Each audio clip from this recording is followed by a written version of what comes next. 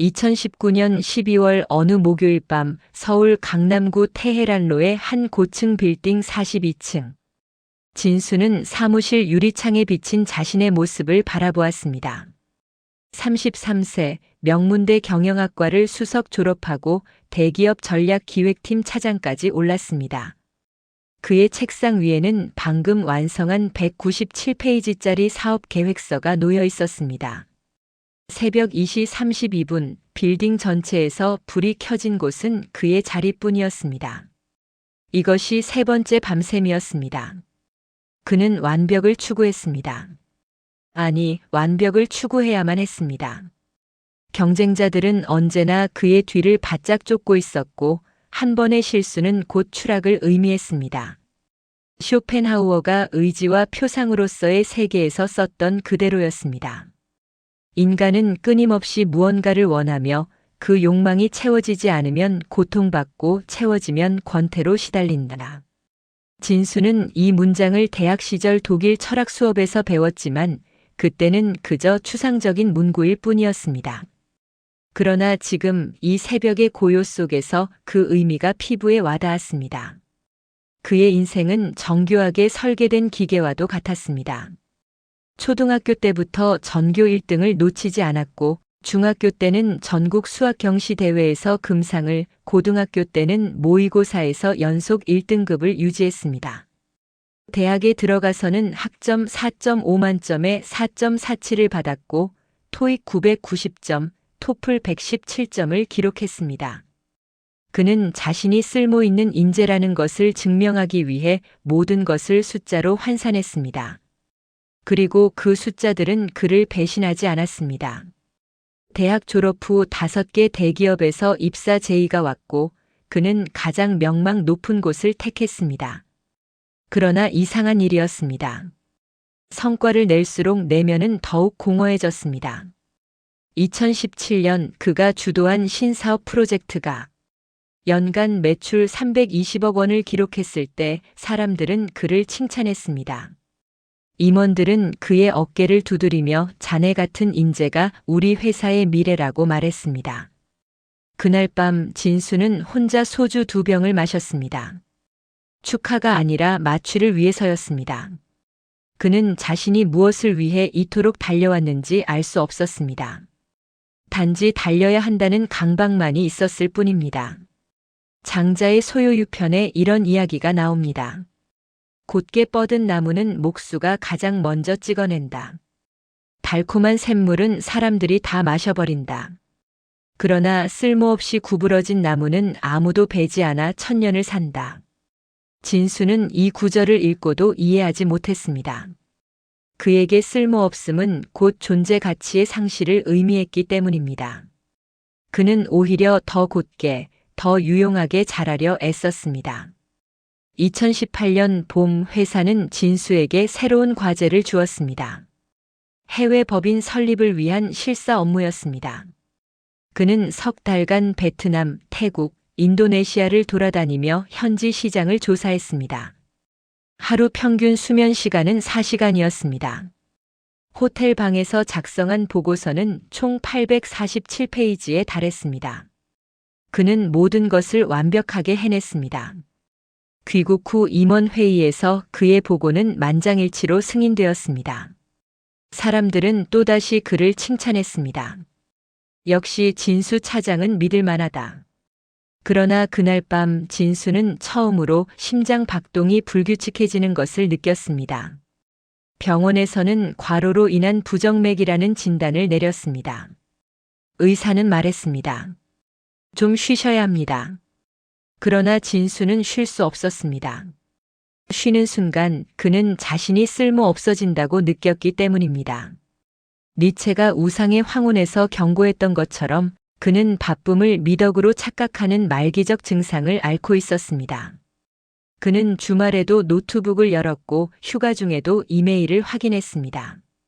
친구들과의 약속은 번번이 취소했고 연인과의 관계는 작년에 끝났습니다. 넌 사람이 아니라 일과 결혼한 것 같아라는 그녀의 마지막 말이 아직도 귓가에 맴돌았습니다. 그해 가을 진수는 승진 심사에서 탈락했습니다. 이유는 명확하지 않았습니다. 그의 업무 성과는 여전히 최상위권이었습니다. 그러나 임원진은 좀 더 성숙한 리더십이 필요하다는 애매한 피드백만 남겼습니다. 진수는 그날 밤 처음으로 무너졌습니다. 그는 자신이 그토록 공들여 쌓아온 모든 것이 순식간에 무의미해질 수 있다는 것을 깨달았습니다. 쇼펜하우어가 행복론에서 말했듯이 우리가 불행한 이유는 우리가 가진 것 때문이 아니라 우리가 갖지 못한 것 때문이었습니다. 진수는 승진이라는 하나의 목표를 갖지 못했을 뿐인데 그동안 이룬 모든 것이 무색해졌습니다.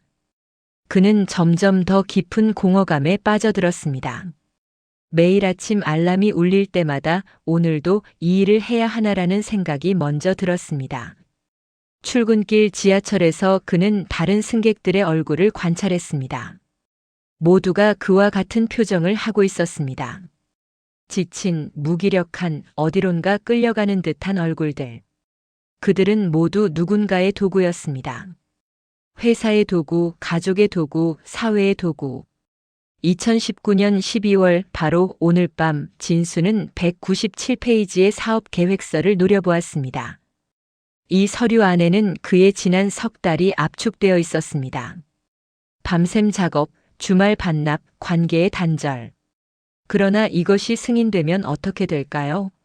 그는 또 다른 프로젝트를 받을 것이고 또다시 같은 고통을 반복할 것입니다. 승인되지 않으면 그는 무능한 사람으로 낙인 찍힐 것입니다. 어느 쪽이든 그는 함정에 갇혀 있었습니다. 문득 그는 자신의 삶이 쇼펜하우어의 추와 같다고 느꼈습니다. 고통과 권태 사이를 끝없이 오가는 진자운동. 목표를 향해 달릴 때는 고통스럽고 목표를 이루면 권태로웠습니다. 그리고 다시 새로운 목표가 주어지고 다시 고통이 시작되었습니다. 이것이 그가 배운 성공한 삶의 실체였습니다. 창밖으로 서울의 야경이 펼쳐졌습니다. 수백만 개의 불빛이 반짝이고 있었습니다. 각각의 불빛 뒤에는 진수와 같은 사람이 있었습니다. 자신의 쓸모를 증명하기 위해 밤을 지새우는 사람들. 그들은 모두 곧게 자라는 나무가 되려 애쓰고 있었습니다. 그러나 그 누구도 깨닫지 못했습니다. 곧게 자란 나무는 결국 잘려나간다는 사실을. 진수는 천천히 컴퓨터를 껐습니다. 모니터의 빛이 사라지자 방은 어둠에 잠겼습니다. 그는 그 어둠 속에서 처음으로 생각했습니다. 나는 도대체 누구를 위해 살고 있는가? 그러나 답은 나오지 않았습니다. 단지 깊은 침묵만이 그를 감쌌을 뿐입니다. 당신의 유능함이 당신을 구속합니다. 당신이 뛰어날수록 세상은 당신을 더 많이 착취할 권리를 얻습니다. 당신의 능력은 당신의 자유가 아니라 당신을 묶는 사슬이 됩니다. 진수는 이제 그것을 알았습니다. 그러나 아직 그는 그 사슬을 끊을 방법을 몰랐습니다. 박 PD의 잔잔한 철학을 시청하고 계십니다. 구독과 좋아요는 새로운 주제를 발굴하는 큰 힘이 됩니다. 2020년 3월 16일 월요일 오전 10시 진수는 본부장실로 호출되었습니다. 복도를 걸어가는 동안 그의 심장은 이상하리만치 고요했습니다. 마치 이미 무슨 일이 일어날지 알고 있는 것처럼. 본부장실 문을 열자 인사팀 이사와 본부장이 나란히 앉아 있었습니다. 그들의 표정은 조심스럽게 가공된 무표정이었습니다. 진수 차장 앉게. 본부장의 목소리는 평소보다 한 톤 낮았습니다. 진수는 의자에 앉았습니다. 인사팀 이사가 서류 한 장을 꺼냈습니다. 회사가 구조조정을 단행하기로 했네. 자네도 알다시피 작년 4분기 실적이 좋지 않았고 해외 사업부는 특히 더 그랬지. 진수는 고개를 끄덕였습니다. 그는 그 숫자들을 누구보다 잘 알고 있었습니다. 자신이 직접 작성한 보고서에 담긴 숫자들이었으니까요. 전략기획팀은 30% 감축이 결정됐네. 자네가 포함되었어. 본부장이 말을 이었습니다. 물론 자네 능력을 인정 안 하는 건 아니야. 하지만 회사도 살아남아야 하지 않겠나. 희망퇴직 형태로 진행하고 위로금은 최대한 챙겨주도록 하겠네. 그 순간 진수는 이상한 깨달음을 얻었습니다. 지난 10년간 그가 쌓아온 모든 것, 밤샘 작업, 주말 반납, 회생시킨 프로젝트들, 320억 원의 매출, 그 모든 것이 이 순간 아무 의미가 없다는 것을. 쇼펜하우어가 여록과 보유에서 썼던 문장이 떠올랐습니다. 인간은 다른 인간을 사랑하는 것이 아니라 그 인간이 제공하는 효용을 사랑할 뿐이다. 진수는 지금 그 효용을 잃었습니다. 그리고 효용을 잃은 순간 그는 더 이상 필요한 존재가 아니었습니다. 알겠습니다. 진수는 놀랍도록 차분하게 답했습니다. 그는 항변하지 않았고 사정하지도 않았습니다. 왜냐하면 그는 이미 알고 있었기 때문입니다. 자신이 인간으로서가 아니라 기능으로서 이 자리에 있었다는 것을. 그리고 그 기능이 더 이상 필요 없어졌을 때 그는 당연히 제거되어야 한다는 것을. 이것은 분노할 일이 아니라 확인할 일이었습니다. 사무실로 돌아와 짐을 정리하는 동안 동료들은 그를 피했습니다.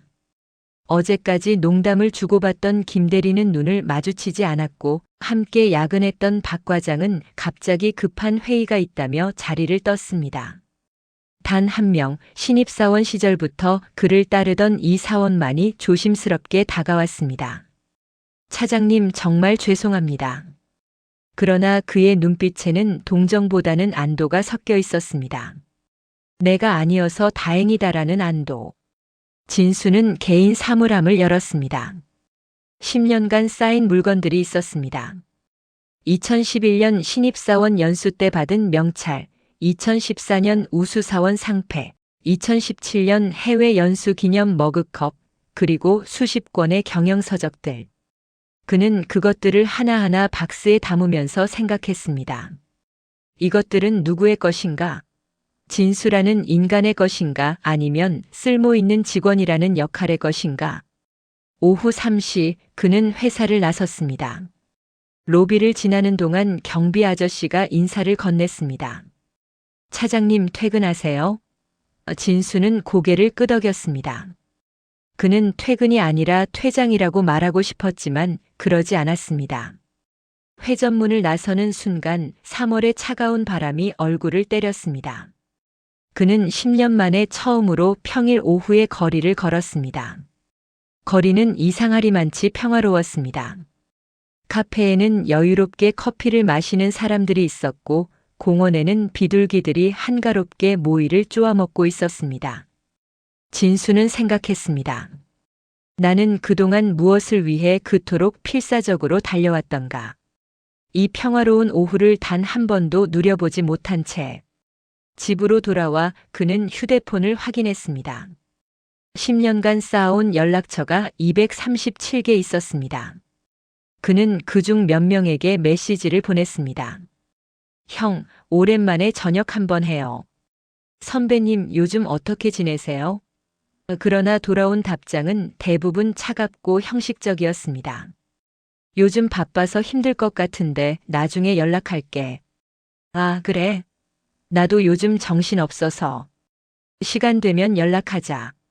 단 한 명, 대학 동기인 민호만이 즉시 전화를 걸어왔습니다. 야, 무슨 일 있어? 내가 먼저 연락하다니 신기하네. 진수는 모든 것을 털어놓았습니다. 회사에서의 해고, 동료들의 냉대, 그리고 깊은 상실감. 민호는 한참을 듣더니 말했습니다. 야, 너 그거 아니? 사람들은 너를 좋아했던 게 아니야. 내가 가진 직함과 내가 줄 수 있는 도움을 좋아했던 거지. 나도 솔직히 말하면 내가 대기업 다닐 때 좀 부러웠어.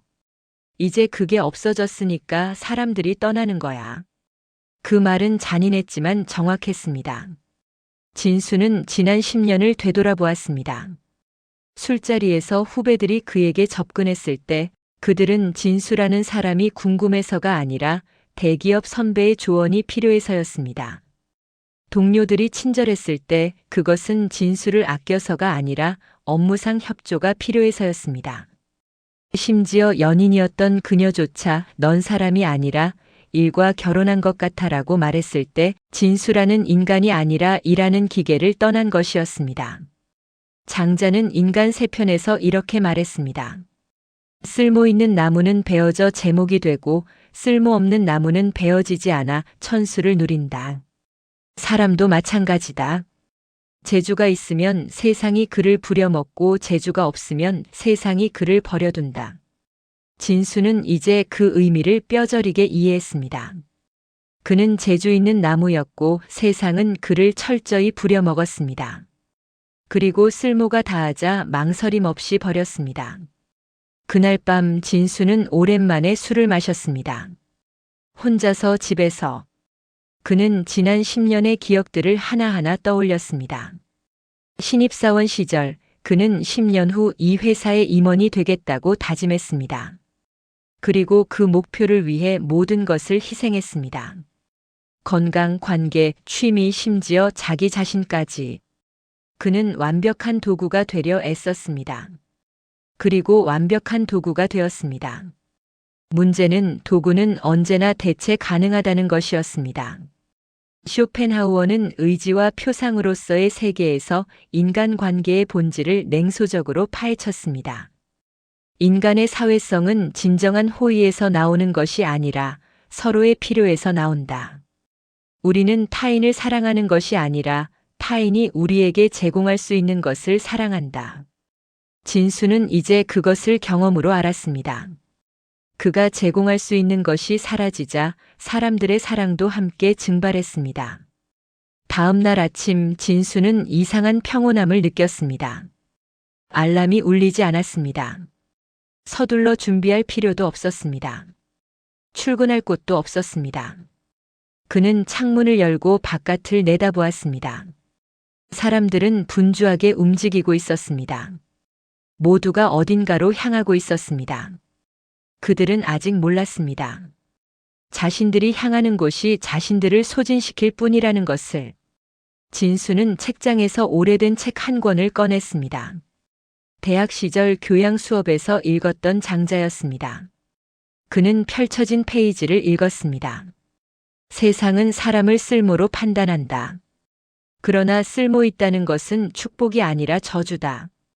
왜냐하면 쓸모 있는 것은 반드시 소진되기 때문이다. 그는 10년 전에도 이 문장을 읽었습니다. 그러나 그때는 이해하지 못했습니다. 이제는 이해했습니다. 오후 그는 오랜만에 산책을 나갔습니다. 집 근처 작은 공원에는 은퇴한 노인들이 장기를 두고 있었습니다. 그들은 느긋했습니다. 서두르지 않았습니다. 누군가를 위해 무언가를 증명할 필요가 없었습니다. 진수는 벤치에 앉아 그들을 바라보았습니다. 그리고 생각했습니다. 저들은 이미 세상의 쓰임새에서 벗어난 사람들이구나. 그래서 저렇게 자유로운가. 세상의 사랑은 조건부입니다. 당신이 무언가를 줄 수 있을 때만 사람들은 당신을 필요로 합니다. 당신의 직함, 당신의 능력, 당신의 인맥, 그것들이 사라지는 순간 사람들도 함께 사라집니다. 진수는 이제 그것을 압니다. 그리고 그는 묻습니다. 그렇다면 진정한 관계란 무엇인가? 진정한 사랑이란 무엇인가? 아직 그는 답을 모릅니다. 단지 그가 아는 것은 지금까지의 모든 관계가 거래였다는 것뿐입니다. 밤이 되었습니다. 진수는 침대에 누워 천장을 바라보았습니다. 내일은 무엇을 해야 할까? 이력서를 쓸까? 다른 회사에 지원할까? 그러나 그는 알았습니다. 다시 시작해도 결국 같은 일이 반복될 것이라는 것을. 다시 도구가 되고 다시 소진되고 다시 버려질 것이라는 것을. 그는 결심했습니다. 더 이상 누군가의 도구로 살지 않기로. 그러나 어떻게? 그는 아직 몰랐습니다. 단지 한 가지는 확실했습니다. 지금까지와는 다른 방식으로 살아야 한다는 것. 그리고 그 다른 방식을 찾기 위해 그는 떠나야 한다는 것을. 박 PD의 잔잔한 철학을 시청하고 계십니다. 구독과 좋아요는 새로운 주제를 발굴하는 큰 힘이 됩니다.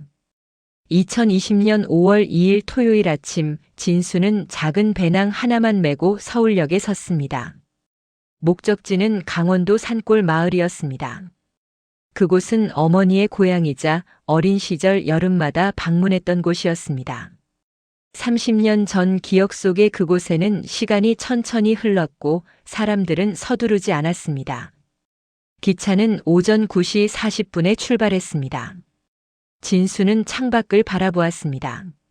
서울의 고층 빌딩들이 점점 멀어지고 논밭과 산이 눈앞에 펼쳐졌습니다. 3시간 반의 여정 끝에 그는 작은 시골역에 내렸습니다. 역사 안에는 승객이 그를 포함해 단 4명뿐이었습니다.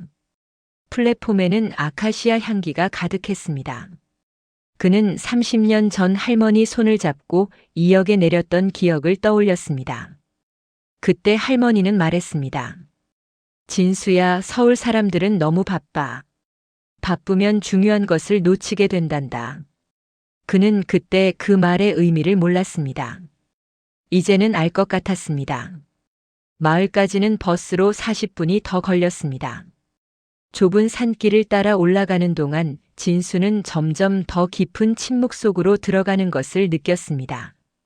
차창 밖으로 보이는 산은 초록으로 물들어 있었고 계곡물 소리가 희미하게 들렸습니다. 버스는 오후 2시 10분 마을 입구에 그를 내려주었습니다. 마을은 예상보다 더 작았습니다. 집이 20채 남짓, 대부분은 비어 있거나 노인들만 살고 있었습니다. 진수는 30년 전 할머니 댁이 있던 자리를 찾아갔습니다. 그러나 그곳에는 이미 집이 없었습니다. 무너진 돌담만이 남아 있었고 마당이었던 곳에는 잡초가 무성했습니다. 그는 한참을 그 자리에 서 있었습니다. 모든 것은 변했지만 뒤편의 산만은 그대로였습니다. 마을 이장댁에서 빈집 한 채를 소개받았습니다. 5년 전 주인이 세상을 떠난 후 방치된 곳이었습니다. 작은 한옥이었습니다. 방 2칸, 마루 하나, 부엌과 화장실이 전부였습니다. 먼지가 쌓여 있었고 벽지는 곳곳이 찢어져 있었습니다. 그러나 진수는 이곳이 마음에 들었습니다. 최소한의 것만 있는 이 공간이 최대한의 것을 가지려 발버둥 쳤던 지난 시간들과 대조를 이루었습니다. 첫날 밤 진수는 마루에 앉아 어둠을 바라보았습니다. 서울에서는 결코 경험할 수 없는 어둠이었습니다. 가로등도 네온 사인도 자동차 불빛도 없었습니다. 단지 별들만이 빛나고 있었습니다. 그는 이 어둠이 두렵지 않았습니다. 오히려 안도감을 느꼈습니다. 여기서는 아무도 그에게 무언가를 요구하지 않았습니다. 아무도 그의 쓸모를 따지지 않았습니다. 다음 날부터 진수는 새로운 리듬을 찾아갔습니다. 아침 6시에 일어나 뒷산을 올랐습니다. 그것은 운동이 아니었습니다. 목적도 목표도 없었습니다. 단지 걷는 것 그 자체였습니다. 쇼펜하우어가 의지와 표상으로서의 세계에서 말한 의지 없는 인식, 즉 아무것도 얻으려 하지 않는 순수한 관조의 상태. 진수는 그것을 경험하기 시작했습니다. 5월 15일 금요일 진수는 산길을 따라 더 깊숙이 들어갔습니다. 계곡을 따라 1시간쯤 올라가자 작은 평지가 나타났습니다. 그리고 그곳에 한 그루의 소나무가 서 있었습니다. 그러나 그것은 보통의 소나무가 아니었습니다. 줄기는 기괴하게 뒤틀려 있었고 가지들은 제멋대로 뻗어 있었습니다. 어떤 가지는 하늘을 향하지 않고 땅을 향해 자라고 있었고 어떤 가지는 나선형으로 휘감겨 있었습니다. 진수는 그 나무 앞에 섰습니다. 나무의 나이는 최소 200년은 되어 보였습니다. 그러나 이상한 점이 있었습니다. 이 나무 주변에는 베어진 나무의 흔적들이 있었습니다. 곧게 자란 젊은 나무들은 모두 잘려나갔지만 이 뒤틀린 노석만은 그대로 남아 있었습니다. 왜냐하면 아무도 이 나무를 원하지 않았기 때문입니다. 제목으로 쓸 수 없을 만큼 형태가 뒤틀려 있었기 때문입니다. 그 순간 진수는 장자의 소요유편 구절을 떠올렸습니다. 해자가 장자에게 말했다. 나에게 큰 나무가 있는데 사람들은 그것을 쓸모없는 나무라 부른다. 큰 가지는 혹이 많아 먹줄을 댈 수 없고 작은 가지는 구부러져 자를 댈 수 없다. 길가에 서 있어도 목수는 거들떠보지 않는다. 장자가 답했다. 그대는 그 나무가 쓸모없다고 근심하는가? 쓸모없기 때문에 그 나무는 베어지지 않고 천수를 누리는 것이다. 쓸모 있는 것들은 모두 일찍 죽는다. 쓸모 없음이야말로 큰 쓸모다. 진수는 나무 아래 앉았습니다. 바람이 불어왔고 나무는 이상한 소리를 냈습니다. 뒤틀린 가지들 사이로 바람이 지나가며 만들어내는 소리. 그것은 음악도 아니고 소음도 아니었습니다. 그저 자연의 숨소리였습니다. 진수는 그 소리를 들으며 생각했습니다. 이 나무는 곧게 자라려 애쓰지 않았습니다. 목수의 기준에 맞추려 하지 않았습니다. 단지 자신의 방식대로 자랐을 뿐입니다. 그리고 그 결과 이 나무는 200년을 살아남았습니다. 만약 이 나무가 곧게 자랐다면 어떻게 되었을까요? 50년 전쯤 벌목군의 도끼에 찍혔을 것입니다. 제재소로 옮겨져 강목이 되었을 것입니다. 그리고 누군가의 집이나 가구가 되어 지금쯤은 낡아서 버려졌을 것입니다. 그러나 이 나무는 쓸모없었기에 아무도 가져가지 않았기에 여전히 이 자리에서 바람을 맞고 비를 맞으며 살아 있습니다. 진수는 쇼펜하우어의 미적 관조 개념을 이해하기 시작했습니다. 의지와 표상으로서의 세계 재세권에서 쇼펜하우어는 말합니다. 우리가 사물을 순수하게 관조할 때 우리는 더 이상 그것을 우리의 의지를 만족시키는 수단으로 보지 않는다. 우리는 그것의 본질 자체를 본다. 그리고 그 순간 우리는 의지의 고통에서 해방된다. 진수는 지금 이 나무를 그렇게 보고 있었습니다. 이 나무가 자신에게 무엇을 줄 수 있는지를 생각하지 않았습니다. 단지 이 나무가 존재한다는 사실 그 자체를 받아들였습니다. 그는 3시간을 그곳에 앉아 있었습니다. 아무 생각도 하지 않았습니다. 아무것도 계획하지 않았습니다. 단지 있었습니다. 새들이 지저귀는 소리, 바람이 나뭇잎을 흔드는 소리, 멀리서 들려오는 계곡물 소리. 그는 그 소리들에 자신을 내맡겼습니다. 그리고 이상한 평화가 찾아왔습니다. 그것은 무언가를 성취했을 때의 만족감이 아니었습니다. 아무것도 이루지 않았지만 아무것도 잃지 않은 평화였습니다. 해가 기울기 시작했습니다. 진수는 일어났습니다. 그러나 떠나기 전 그는 나무에게 말했습니다. 고맙습니다. 당신은 내게 가장 중요한 것을 가르쳐 주었습니다. 나무는 답하지 않았습니다. 단지 바람에 흔들릴 뿐이었습니다. 그러나 진수는 알았습니다. 이 나무가 그에게 전한 메시지를 쓸모없기에 자유롭습니다. 세상이 당신을 필요로 하지 않을 때 비로소 당신은 세상의 요구로부터 자유로워집니다. 당신이 아무에게도 쓰이지 않을 때 비로소 당신은 오직 자신을 위해 존재할 수 있습니다. 진수는 이제 그것을 압니다. 집으로 돌아오는 길 진수는 가벼웠습니다. 무언가를 얻어서가 아니라 무언가를 내려놓아서였습니다. 그는 더 이상 쓸모있는 사람이 되려 애쓰지 않기로 했습니다. 세상의 기준에 자신을 맞추지 않기로 했습니다. 대신 그는 그 뒤틀린 노송처럼 살기로 했습니다. 자신의 방식대로, 자신의 속도대로. 그날 밤 진수는 일기를 썼습니다. 2020년 5월 15일. 오늘 나는 200살 된 스승을 만났다. 그는 한마디도 하지 않았지만 나는 모든 것을 배웠다. 곧게 자라는 것이 미덕이 아니라는 것을. 쓸모있는 것이 축복이 아니라는 것을. 세상이 원하는 모습이 되려 애쓰는 것이 얼마나 어리석은 일인지를. 다음 날부터 진수의 일상은 변했습니다. 그는 더 이상 아침에 일어나서 오늘은 무엇을 이뤄야 하나를 생각하지 않았습니다. 대신 오늘은 무엇을 느낄까를 생각했습니다.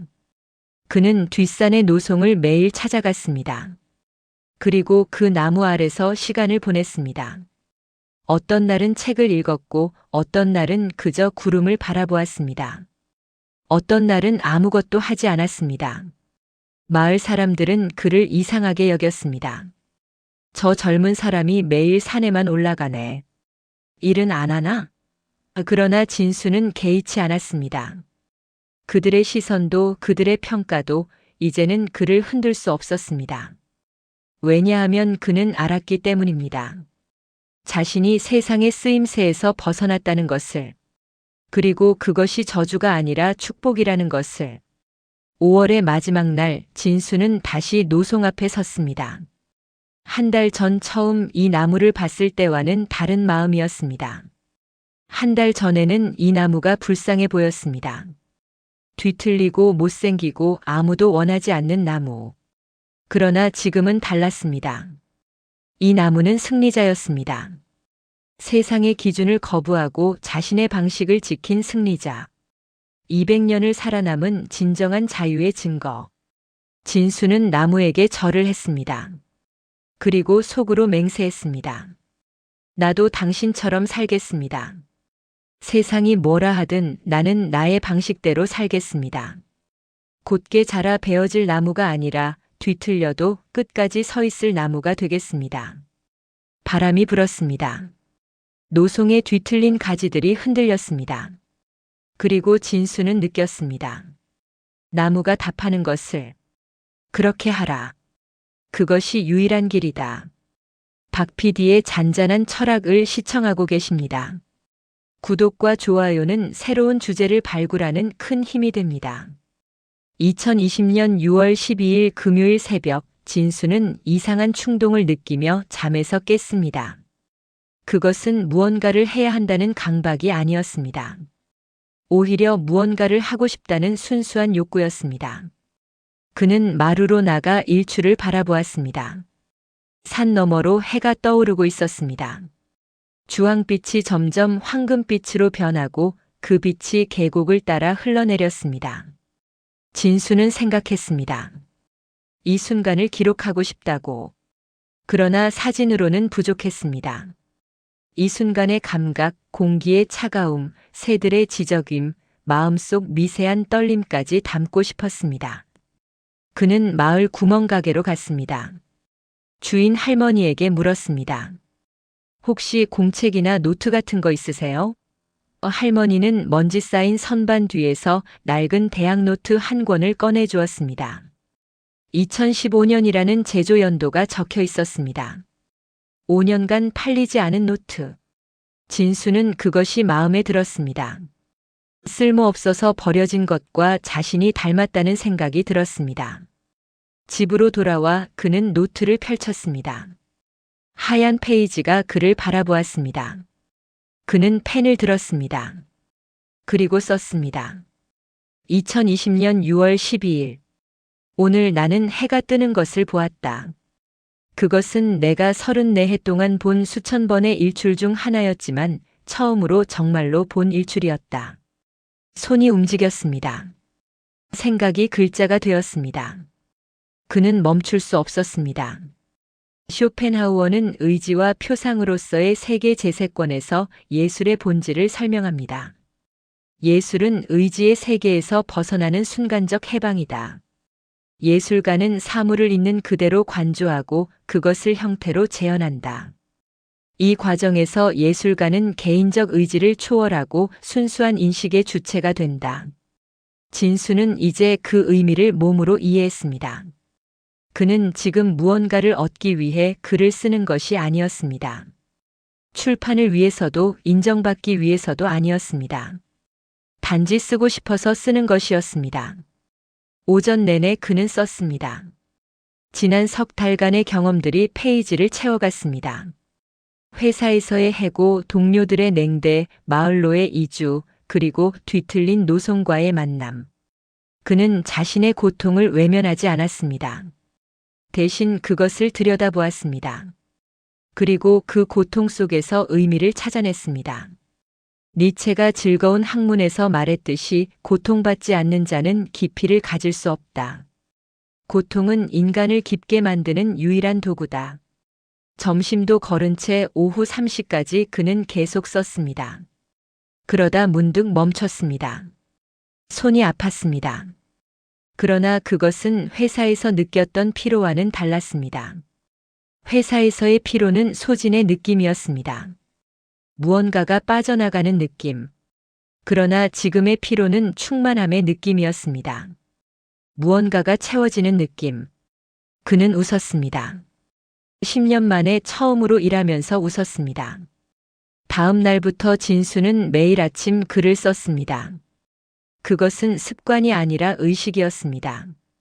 그는 전날 경험한 것, 느낀 것, 생각한 것을 기록했습니다. 어떤 날은 3페이지, 어떤 날은 10페이지를 채웠습니다. 중요한 것은 양이 아니었습니다. 그가 진정으로 느낀 것만을 쓴다는 것, 그것이 중요했습니다. 6월 20일 토요일 진수는 새로운 것을 시작했습니다. 그림이었습니다. 마을 구멍가게에서 산 어린이용 크레파스와 도화지로 시작했습니다. 그는 미술을 배운 적이 없었습니다. 그림을 그릴 줄도 몰랐습니다.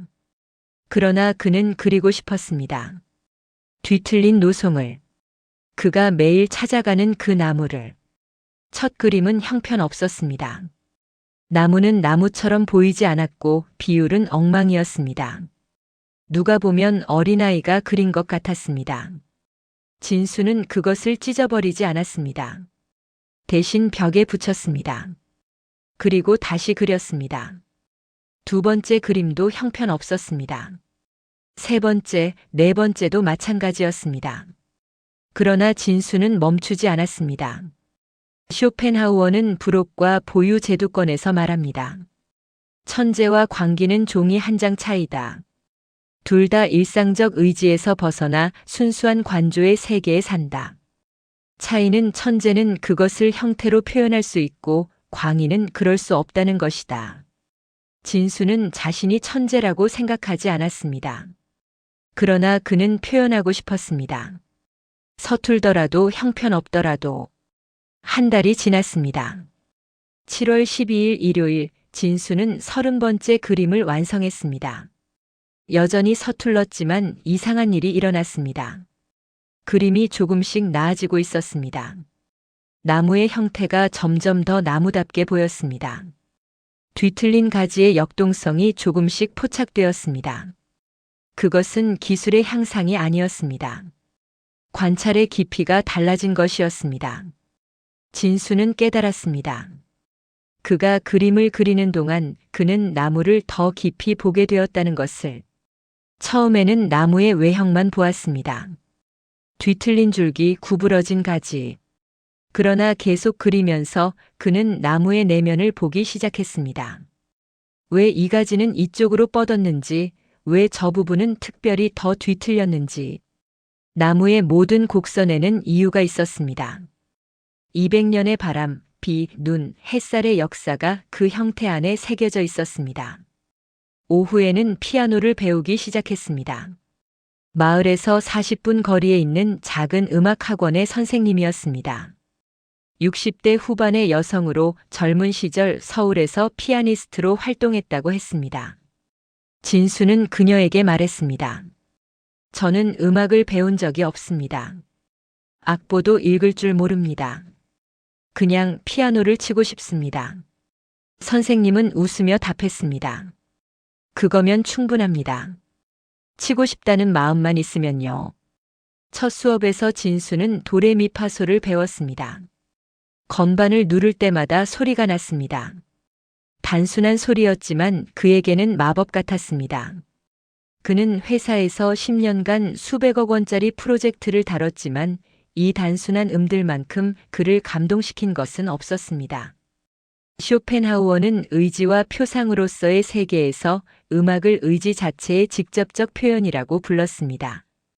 다른 예술들은 현상의 세계를 재현하지만 음악만은 의지의 본질을 직접 드러낸다고 했습니다.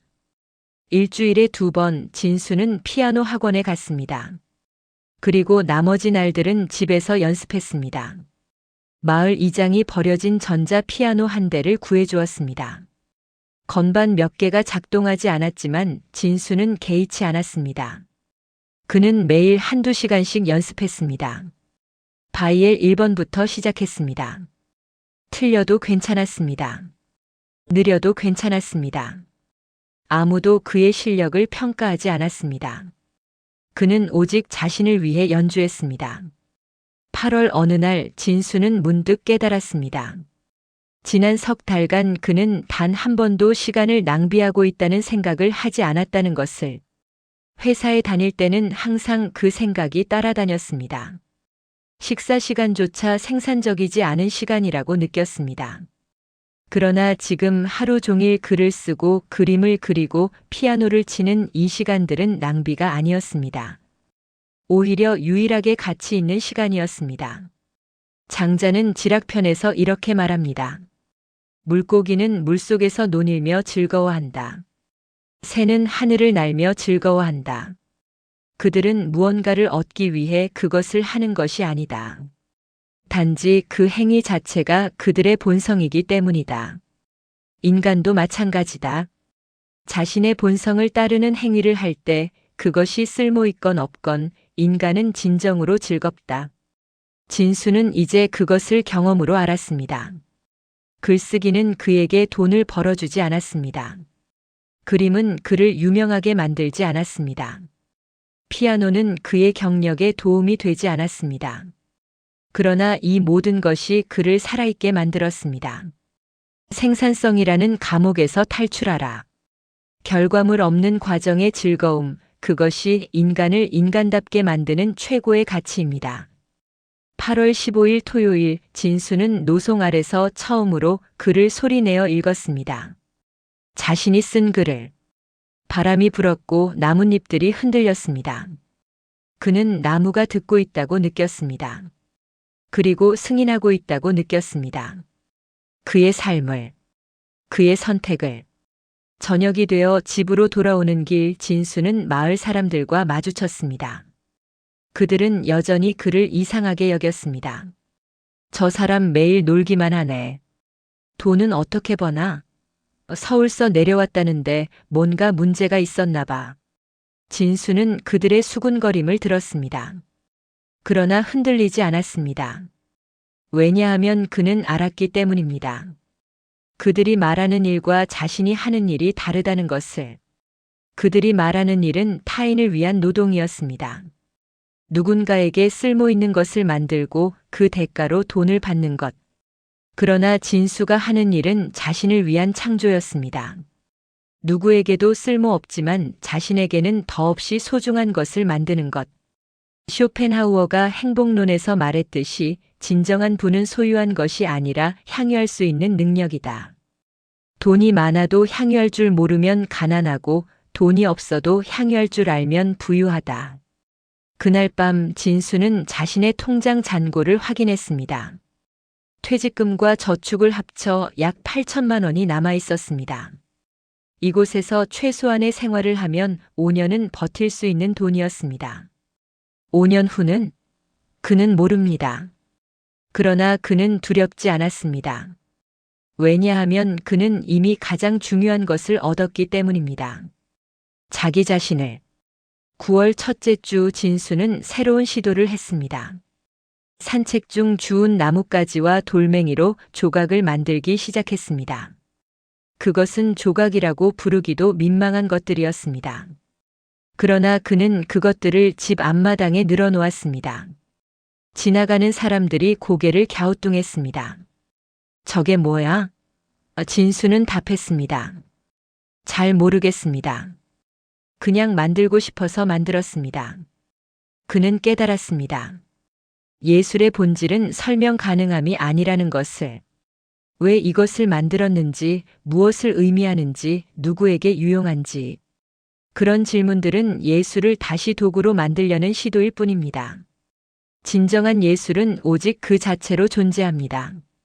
아무 목적도 아무 의미도 없이 그저 있을 뿐입니다. 9월 20일 일요일 진수는 자신의 일기장을 다시 읽었습니다. 지난 넉 달간 100여 페이지가 채워져 있었습니다. 그는 놀랐습니다.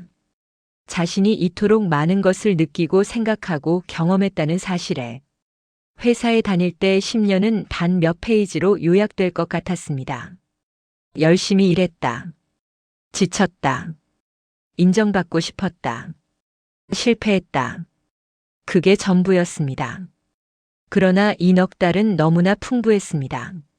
매일이 새로운 발견이었고 매 순간이 기록할 가치가 있었습니다. 그는 쇼펜하우어의 말을 떠올렸습니다. 우리의 행복은 우리가 무엇을 가졌느냐가 아니라 우리가 무엇을 느낄 수 있느냐에 달려 있다. 진수는 지금 거의 아무것도 소유하지 않았습니다. 낡은 한옥, 몇 벌의 옷, 노트 몇 권, 어린이용 크레파스. 그러나 그는 행복했습니다.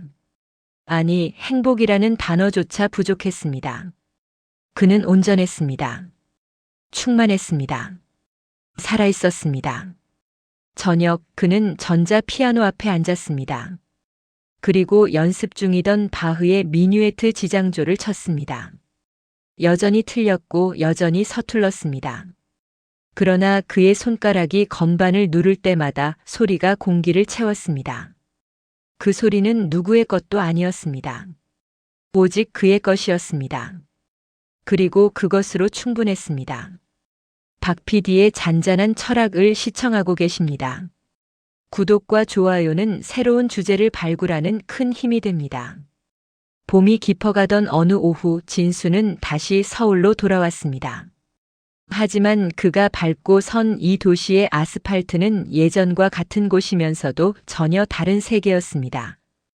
2년 전 이곳을 떠날 때 그는 패배자의 몸으로 도망치듯 떠났습니다. 그러나 지금 그는 승리자도 패배자도 아닌 그저 진수라는 이름 그 자체로 서 있었습니다. 강남역 근처 카페에서 우연히 마주친 옛 동료 민혁은 진수를 보자마자 과장된 놀라움으로 물었습니다. 야, 진수야, 그동안 어디서 뭐하고 살았어? 소식이 완전 끊겼잖아. 다시 업계 복귀할 거야? 민혁의 눈빛에는 호기심과 함께 미묘한 우월감이 섞여 있었습니다.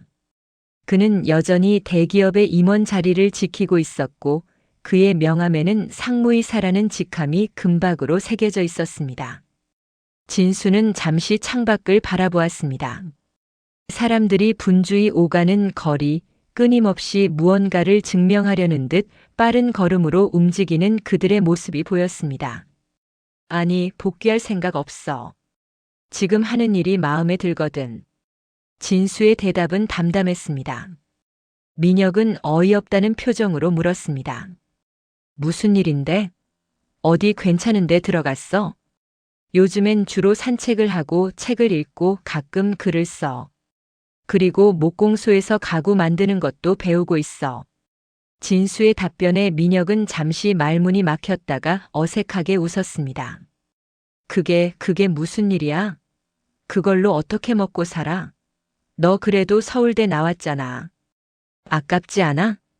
진수는 쇼펜하우어의 의지와 표상으로서의 세계 세권 38장을 떠올렸습니다. 그 책에는 이런 구절이 있었습니다. 천재는 자신의 지성을 의지의 노예로 전락시키지 않는다. 그는 순수한 인식 그 자체를 위해 대상의 본질을 파악하기 위해 사유한다. 진수는 이제 자신이 무엇을 위해 사는지 명확히 알았습니다. 그것은 누군가에게 보여주기 위함도 인정받기 위함도 아니었습니다. 아깝다는 건 내 기준이잖아, 민혁아. 나한테는 지금이 가장 값진 시간이야. 진수의 목소리에는 흔들림이 없었습니다. 민혁은 불편한 듯 시계를 보며 자리에서 일어났습니다. 그래, 뭐 내가 좋으면 됐지. 난 회의 있어서 먼저 갈게. 나중에 연락해. 그렇게 말하며 떠나는 민혁의 뒷모습에서 진수는 안도와 동시에 연민을 느꼈습니다. 저 사람은 아직도 끝없는 경주 트랙을 달리고 있구나. 언제쯤 자기 자신을 만날 수 있을까? 그날 저녁 진수는 북한산 자락에 있는 작은 서점 겸 카페로 향했습니다. 무이제라는 이름의 이곳은 그가 서울에 돌아온 후 가장 자주 찾는 장소였습니다. 서점 주인 노 선생은 70평생을 책과 함께 살아온 분이었는데 그는 진수에게 이런 말을 해준 적이 있었습니다. 쓸모 있다는 건 결국 누군가의 목적을 위한 수단이 된다는 뜻이네. 장자는 인간 세편에서 말했지. 무용지용, 쓸모없음의 쓸모라고. 아무도 베어가지 않는 나무가 천년을 사는 법이네. 진수는 서가 사이를 거닐며 니체의 차라투스트라는 이렇게 말했다를 집어들었습니다. 책장을 넘기다가 한 구절에 멈췄습니다. 너는 내 길을 가라. 그리고 사람들이 말하도록 내버려 두어라. 진수는 미소 지었습니다. 그렇습니다. 이제 그는 타인의 평가라는 감옥에서 완전히 자유로웠습니다. 5월의 어느 날 진수의 어머니가 전화를 걸어왔습니다. 진수야, 옆집 아줌마가 자기 아들 회사에서 사람 뽑는데 내 경력이면 충분히 들어갈 수 있을 것 같다는데 한번 알아볼까? 어머니의 목소리에는 걱정이 묻어났습니다. 진수는 부드럽게 대답했습니다. 엄마, 저 지금 정말 괜찮아요. 제가 하고 싶은 일 하면서 살고 있어요. 돈은 많이 못 벌어도 마음은 풍족해요. 그래도 내가 그렇게 좋은 학교 나왔는데 이제 38이잖니. 결혼도 해야 하고 집도 마련해야 하고. 어머니는 말끝을 흐렸습니다. 진수는 잠시 침묵했습니다. 그는 어머니를 설득하려 하지 않았습니다. 대신 이렇게 말했습니다. 엄마, 제가 건강하고 행복하면 그걸로 충분하지 않을까요? 다른 사람들 기준으로 사는 게 중요한 게 아니라 제가 아침에 눈 떴을 때 오늘 하루가 기대되는 게 더 중요한 것 같아요.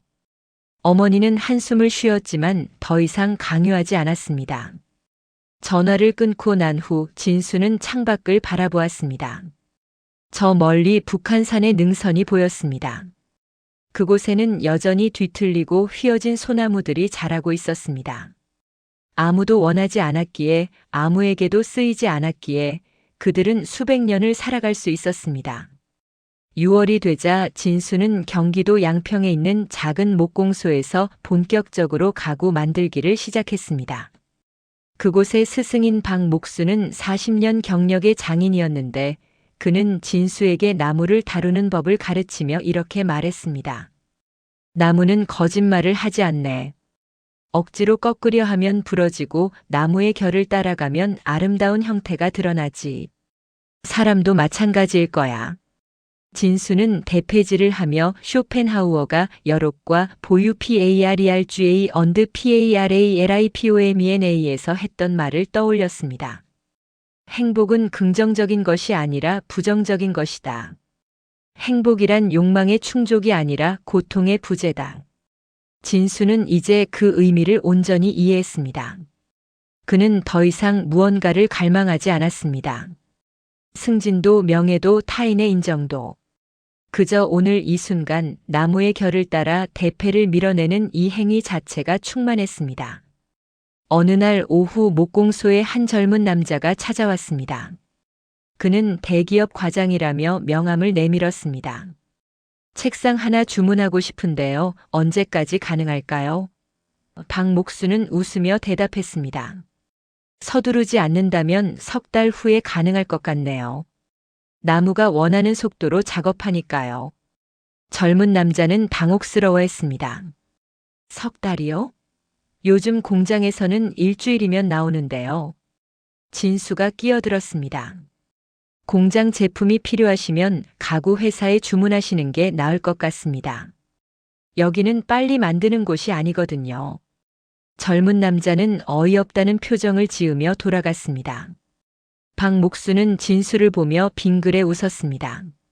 자네는 이제 제대로 알았구만. 빠른 게 좋은 게 아니라는 걸. 7월의 어느 무더운 날, 진수는 인사동의 작은 갤러리에서 열린 전시회에 갔습니다.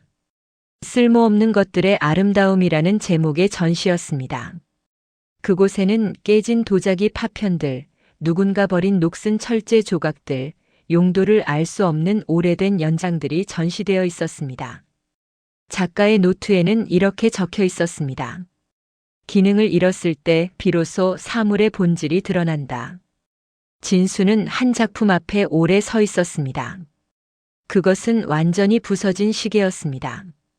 시침과 분침은 떨어져 나갔고 유리판은 금이 가 있었으며 태엽도 풀려 있었습니다. 하지만 그 망가진 시계는 묘하게 아름다웠습니다. 시간을 재는 기능을 상실했기에 역설적으로 시간으로부터 자유로워 보였습니다. 그날 밤 진수는 일기장에 이렇게 적었습니다. 2026년 7월 18일 목요일. 오늘 나는 깨달았다. 내가 세상에 쓸모없는 존재가 되었을 때 비로소 나는 온전히 나 자신이 되었다. 쇼펜하우어는 의지와 표상으로서의 세계 4권에서 말했다. 의지의 부정은 곧 자유다라고. 나는 이제 세상이 나에게 바라는 의지를 부정한다. 대신 나 자신의 의지, 아니 의지조차 내려놓은 순수한 존재 상태를 선택한다. 8월 어느 날 진수는 우연히 대학 시절 은사님을 만났습니다. 정년 퇴임을 한 지 오래된 교수님은 진수를 보자 반가워하시며 차 한 잔을 청했습니다. 종로의 작은 찻집에서 교수님은 물었습니다. 요즘 어떻게 지내나? 진수는 솔직하게 자신의 근황을 이야기했습니다. 나무를 깎고 책을 읽고 산을 오르고 때로는 아무것도 하지 않는다고. 교수님은 고개를 끄덕이며 말씀하셨습니다. 자네는 진정한 학자의 삶을 사는군. 아리스토텔레스가 니코마코스 윤리학에서 말한 테오리아 theoria, 즉 관조의 삶 말일세. 그는 그것이 가장 고귀한 삶의 형태라고 했지. 생산도 행위도 아닌 순수한 사유와 관찰의 살. 자네가 그걸 실천하고 있구만. 진수는 숙연해졌습니다. 자신이 선택한 이 길이 사실은 수천 년 전부터 현자들이 걸었던 길이었다는 것을 교수님은 계속 말씀하셨습니다. 세상 사람들은 끊임없이 무언가가 되려고 애쓰지. 하지만 진정한 자유는 되기를 멈출 때 찾아오는 법이네. 자네는 그걸 깨달은 거야. 9월이 되자 진수는 다시 산으로 향했습니다. 이번엔 지리산이었습니다. 노고단에서 천왕봉까지 사흘에 걸쳐 종주하는 동안 그는 수많은 나무들을 만났습니다. 곧게 자란 나무도 있었고 바람에 휘어진 나무도 있었으며 번개에 맞아 반쯤 타버린 채로도 살아있는 나무도 있었습니다. 천왕봉에 도착한 저녁 진수는 산장 마루에 앉아 일몰을 바라보았습니다. 섬진강이 저 멀리 은빛으로 빛나고 있었습니다. 한 산행객이 옆에 앉으며 말을 걸었습니다. 혼자 오셨어요? 네. 무슨 일 하세요? 진수는 잠시 생각하다가 대답했습니다. 아무 일도 안 합니다. 산행객은 어리둥절한 표정을 지었지만 진수는 개의치 않았습니다. 그는 정말로 아무 일도 하지 않는 사람이 되었습니다. 세상의 쓰임새로부터 완전히 벗어난 사람. 그리고 그것이야말로 가장 고귀한 일이었습니다. 10월 진수는 자신이 만든 첫 번째 의자를 완성했습니다. 참나무로 만든 그 의자는 완벽하지 않았습니다. 다리 하나가 미세하게 짧았고 등받이는 약간 비틀려 있었습니다. 하지만 진수는 그것을 고치지 않았습니다. 박목수는 물었습니다. 저걸 팔 생각인가? 진수는 고개를 저었습니다. 아니요, 그냥 제가 앉으려고요. 팔지도 않을 건데 왜 만들었나? 진수는 웃으며 대답했습니다. 만드는 게 즐거워서요. 쓰임이 있어서가 아니라 만드는 과정 자체가 의미였으니까요. 박목수는 만족스러운 표정으로 고개를 끄덕였습니다. 이제 진짜 장인이 됐구만. 11월에 첫 눈이 내리던 날 진수는 작은 공책 하나를 샀습니다. 그리고 그 첫 장에 이렇게 적었습니다. 무용지용의 원칙들. 첫째, 나는 누구에게도 증명할 필요가 없다. 둘째, 내 시간의 가치는 내가 정한다. 셋째, 쓸모없음은 자유의 다른 이름이다. 넷째, 나는 수단이 아닌 목적 그 자체다. 다섯째, 세상의 평가는 구름과 같아서 잠시 스쳐갈 뿐이다. 12월 31일 한 해의 마지막 날. 진수는 북한산 자락의 작은 암자를 찾았습니다. 그곳의 스님은 진수를 보자 차를 내오며 물었습니다. 올해는 어떠셨습니까? 진수는 잠시 생각하다가 대답했습니다. 처음으로 제 삶을 살았습니다. 스님은 빙그레 웃으며 말했습니다. 장자는 소요유편에서 말했지요. 무하유지양 아무것도 없는 마을로 가라고. 그곳에서야 비로소 자유롭게 논일 수 있다고. 보시겠습니까? 그대는 이제 그곳에 도착했습니다. 그날 밤 진수는 암자마당에 홀로 앉아 별을 바라보았습니다. 겨울 은하수가 머리 위로 쏟아지고 있었습니다. 그는 더 이상 무언가가 되려 하지 않았습니다. 성공한 사람도 실패한 사람도 쓸모 있는 사람도 쓸모없는 사람도 아니었습니다. 그는 그저 진수였습니다. 그리고 그것으로 충분했습니다. 쇼펜하우어는 의지와 표상으로서의 세계의 마지막 장에서 이렇게 적었습니다. 의지를 부정한 자에게는 이 세계, 이 온갖 태양과 은하수를 가진 세계가 무이다. 진수는 이제 그 의미를 알았습니다. 세상의 모든 화려함도 그것을 갈망하지 않는 자에게는 아무 힘도 없습니다.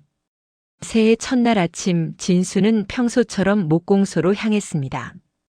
그의 손에는 반쯤 완성된 작은 나무 상자가 들려 있었습니다. 그 상자는 아무 쓸모도 없었습니다. 너무 작아서 물건을 담을 수도 없고 너무 투박해서 장식품으로도 어울리지 않았습니다.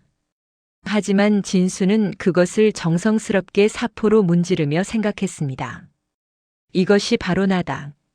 세상 어디에도 쓸 곳 없지만 그래서 더욱 온전히 나 자신인 존재. 그는 더 이상 세상이 요구하는 쓸모 있는 사람이 아니었습니다. 대신 그는 무용지용, 즉 쓸모 없음으로써 비로소 진정한 쓸모를 발견한 사람이 되었습니다. 그 쓸모란 다름 아닌 자기 자신으로 존재할 권리, 누구의 도구도 되지 않을 자유, 그리고 세상의 모든 평가로부터 독립된 고요한 기쁨이었습니다. 진수는 작업대 앞에 앉아 대패를 들었습니다. 창밖으로 첫 햇살이 비쳐 들어왔습니다. 그는 미소 지었습니다. 오늘도 그는 아무에게도 쓰이지 않는, 그래서 누구보다 자유로운 하루를 살 것입니다. 그것이 바로 그가 선택한 삶, 무용지용의 삶이었습니다.